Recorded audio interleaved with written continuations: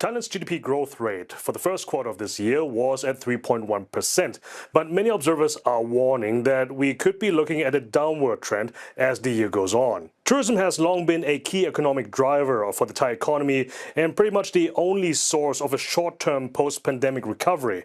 But this year, arrivals are down 6.5% year-on-year. A dip of Chinese visitors particularly hurts the bottom line, causing tourism officials to downgrade their projections for this year. And then there are the Trump tariffs.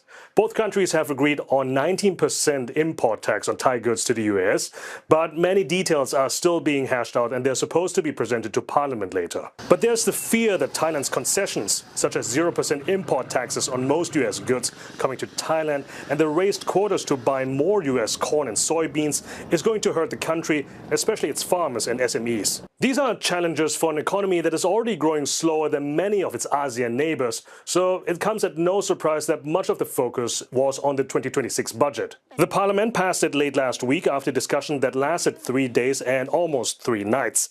It came in at more than 7% higher than the last budget, with the debate among the lawmakers revolving around how the Thai government is addressing the many economic headwinds and how much of it is being spent exactly where. But Thailand is not only facing economic challenges, there's also a political storm brewing over us. The Thai government itself is facing nothing less but a fight for its political survival. The Constitutional Court will rule at the end of August on whether Prime Minister Paetongtarn Shinawatra violated ethics and integrity clauses in her leaked phone call with ex-Cambodian Prime Minister Hun Sen.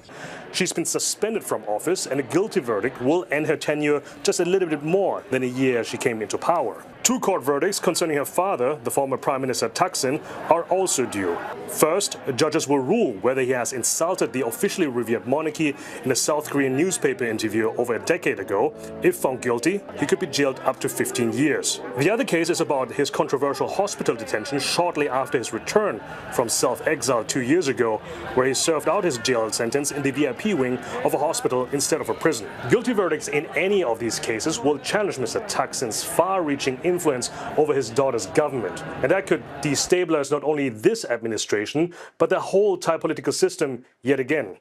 Looking ahead, Thailand could be facing more challenges ahead in the next month, and that may not bode well for its economic outlook for the rest of the year. Saksith, Saiyasombut, CNA Bangkok.